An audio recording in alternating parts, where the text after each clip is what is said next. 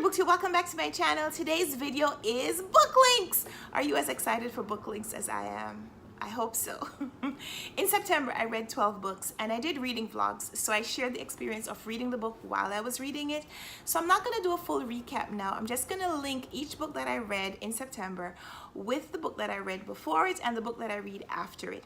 So some of these clips were filmed during the month. So stay tuned for this edition of Book Links. I'll tell you all the books that I read and how they related to the book that I read before and the book that I read after them.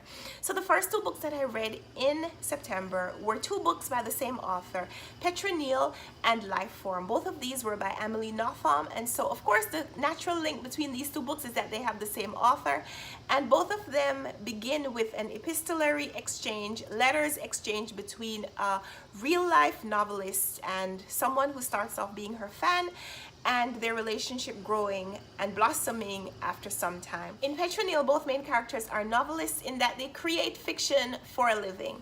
In Lifeform, we have one person who is a novelist and the other one who's an avowed letter writer, and we're not sure throughout the novel how much of what he's saying is real. So both of these books have authors and novelists at various stages of their career. Both of these books illustrate a sibling relationship that becomes complex when the brothers and sisters are separated by time or space. In Emily Nothomb's novel Lifeform, we have a complex relationship between a US soldier who's stationed in Iraq and his brother who is still in the United States, and what happens when each one co-ops the other's story.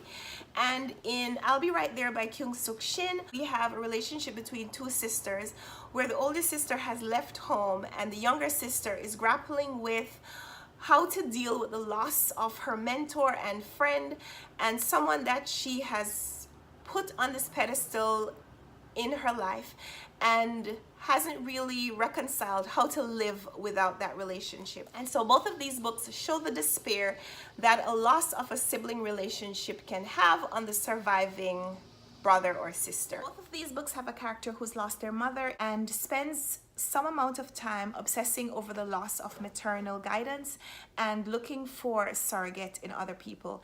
In I'll Be Right There, young Yoon's mother was sick and died while she was a teenager. And in Ezio Dugan's novel, Washington Black is a young boy who's born in slavery and so has been told conflicting stories about his early life. And in one story, his mother died in childbirth. In another, she's abandoned him. And so he looks for maternal contact with another woman on the plantation named Kit, who treats him sometimes very well, sometimes horribly. And so in both of these books, we have characters who spend most of the plot searching for a maternal connection that can never be replaced after it's been lost. Both of these books were longlisted for the 2018 Man Booker Prize, but other than that, they're both adventure stories where we have main characters who have left home for one reason or another and are trying to make a new life for themselves in a new land, even while they no longer have connections to the things that would have defined their past. Both of these books examine the integration of refugees in their new society because, as you can imagine, after a person has fled their original home and sought asylum in some new land, they still have some amount of prejudice ahead of them, as the people that they're going to be surrounded by, the new society, has to overcome the prejudice that they might originally feel and either welcome these refugees with open arms or spend some amount of time making life even more difficult for them. Both of these books examine the challenges that refugees could face as they try to make a new home in a new land. In Go Went Gone, Richard is the main character and professor who's adjusting to the long days of retirement by embarking on a project to interview these African refugees who've been temporarily housed in a residential facility.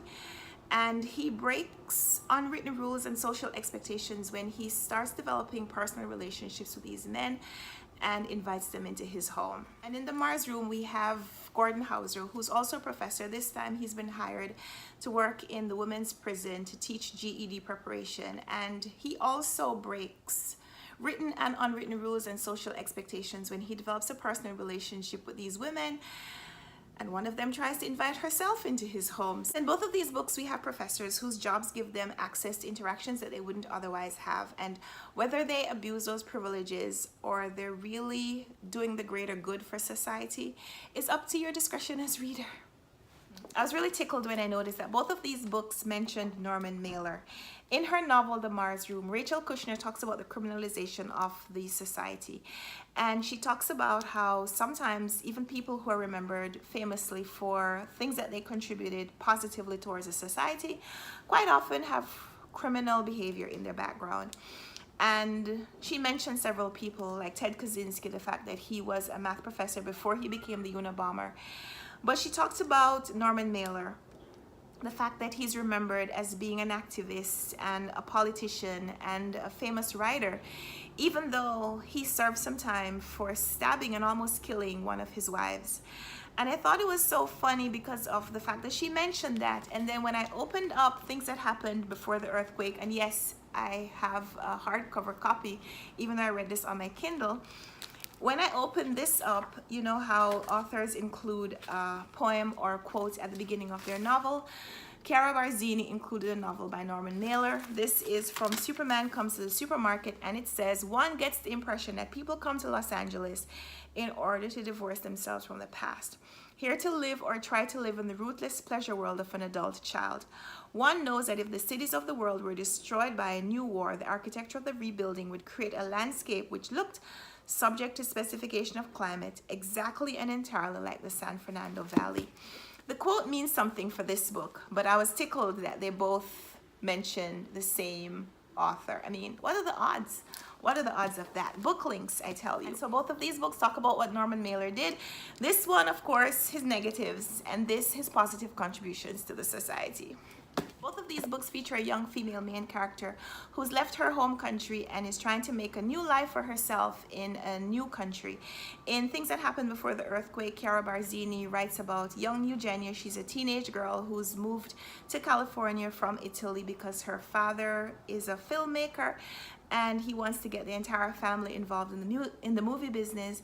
And in Fear and Trembling, Amelie Nothomb is a Japanese-born Belgian woman who has returned to Japan as a young 20-something-year-old woman and is working at an import-export company and facing the difference in the culture between her Western expectations and attitudes and what she observes of the foreign to her traditions that she's now living and working amongst. So both of these books were kind of coming of age novels where it detailed the experiences of a young woman dealing with some amount of prejudice and some amount of harassment as she tries to assimilate in this foreign to her culture.